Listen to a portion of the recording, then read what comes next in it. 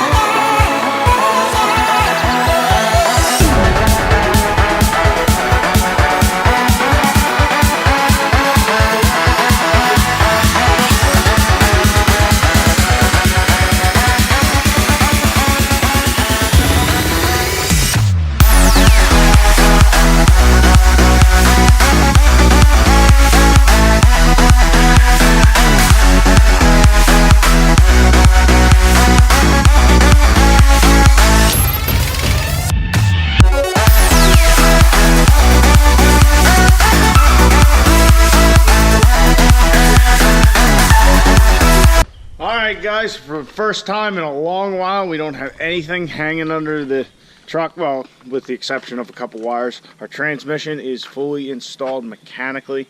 The fluid lines are connected, the drive shafts are in, so we're good there. There's one last piece of the puzzle that we have to install, and that's this. This is the fire punk anteater. So this will be our transmission controller, and I will show you after we get everything up and running how the software and all that works. But basically, this is the brain. It attaches here. This is kind of like the main harness connection. And here's your controller. You have 3 different tune options which you can program yourself, and you can also turn the overdrive off with this controller. What I'm going to do is, and I don't think I have any, I'll find a piece of high performance Velcro, and we will stick this somewhere on the dash or wherever. Anyway, moving on, we also have the power and the fuse and the ground, which we won't be hooking up yet because, like I said, I want to try and do that all nicey nice. And then this wire, which I actually had had adapted to another piece of wire because this is actually my second Anteater. I had one of the original ones and I was having some problems. I called them up. They said, don't worry about it. Send me this out. They said, put the old one in the box, send it back to us so we can figure out what's failing with our units. It had like a gauge pod style controller, and they since switched to this, and I believe the reliability issues have been fixed. Like I said, it was one of the first units. I think it was like number 35 or something. So anyway, this is a TPS wire. We're going to be cutting it back anyway because it appears over the last couple months it's gotten nicked. Anyhow, this will go onto our accelerator pedal. There's one wire on there that we will be tapping into in order to get a TPS signal. And then our transmission connections. This is the valve body connection, the 8-pin harness for the valve body of the transmission. That controls our governor pressure sensor, our torque converter lockup, overdrive on off, all the functions of the transmission. And then this is actually on the speed sensor on the rear of the transmission, and that's how the controller will know when we need to ship. So I'm going to figure out where to put this on the truck, and we'll get the install on. Well, the Anteater install is officially on hold, and literally this is about 2 minutes after I just got done talking to you. So there's this trim piece that was in there. This is to the lower kick panel. It was just screwed on the bottom here, so I figured I'd take that off, figure out, you know, hey, maybe I'll mount this Anteater in the back or whatever, look, see what's under there. Pulled this wire out. Don't know what that's to. And yeah, look at this. Let's see. Look at this. This is disgusting. This is terrible. Now remember, we found sand all over the truck. Look at that. Bucket loads of sand.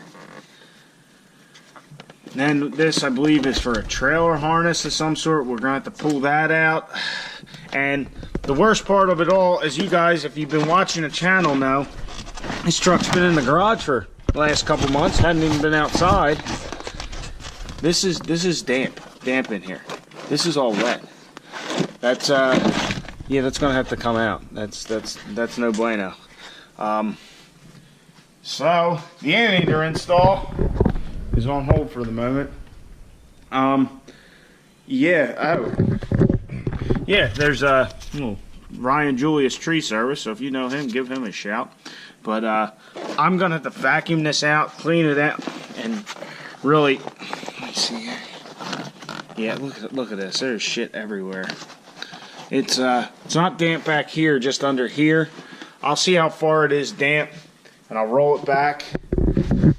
Yeah, I was really hoping to get this controller in tonight, but yeah, let's clean this up a little bit. I might pull that seat out and see what all we got. This is more shit with this truck. Somebody had suggested to me that perhaps it was a flood victim and was like never reported, just cleaned up.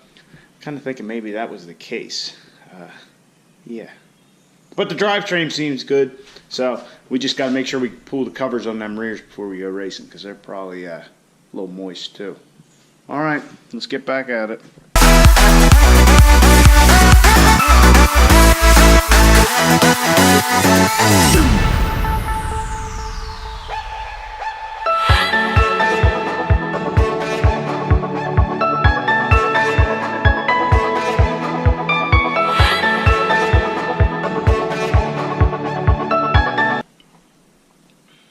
Fucking disgusting. God damn. Jesus.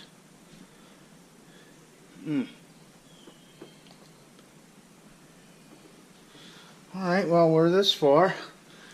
Wonder how hard it is to get that vinyl out.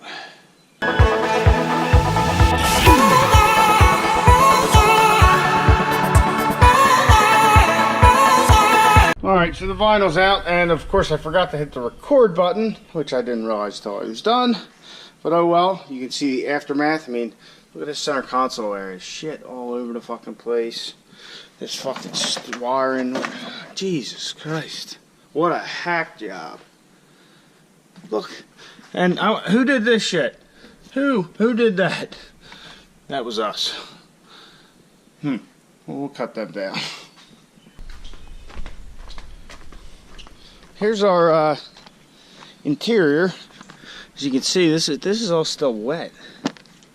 I mean, it's been in there for months. I can't believe the thing wasn't smelling of rot or mold or whatever. God damn. Wow.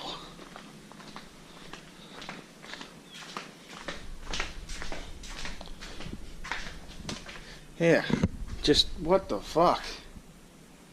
Jesus Christ. Who knew? Who knew? I don't know. I'm really not sure where we're going to go. We'll clean this up and go from there.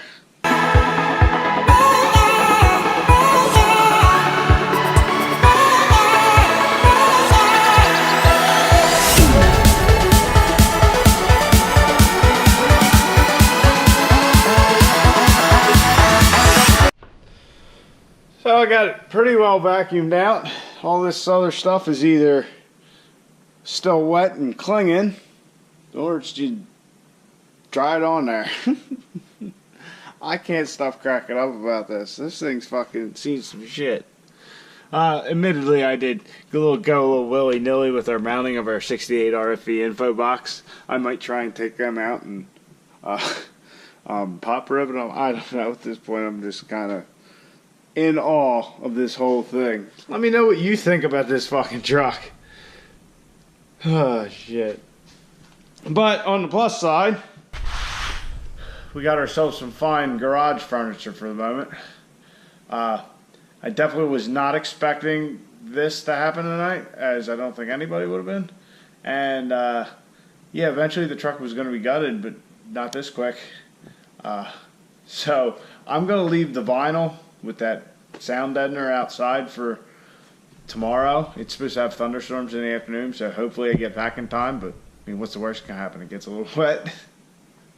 I mean, both the passenger and the driver's side were fucking soaked. Oh shit. I don't know if maybe surf fishing. Maybe that's it. I don't know. If you got an idea, let me know. If you know anything about this truck or the previous owner, let me know. I want to know. Not mad. I mean, plan was to gut the truck and all that, but the shit we found through this journey it boggles my. I can't. Fucking. Well, I think we just took about 100 pounds worth of sand out of it. Nah, it's an exaggeration, but I'm definitely not going to be afraid to put any holes in it. That's for damn sure. Well, it was an interesting night in the garage. We got some shit done we wanted to, some shit we didn't, and some shit that we weren't near expecting to. So I'm definitely glad I did not take the time to route all my wiring and stuff for like the Anteater, make it all nicey nice, and then find this shit. Because I would have been pissed to take all that time and then end up like this. But put something down in the comments. Let me know what you think. So I hope you guys enjoyed the video. Please like, subscribe, and comment. I'll catch you guys on the next one, and God only knows what we'll be doing then. I don't know what we're gonna get into now, but get out in the garage, get the wrenching on your truck.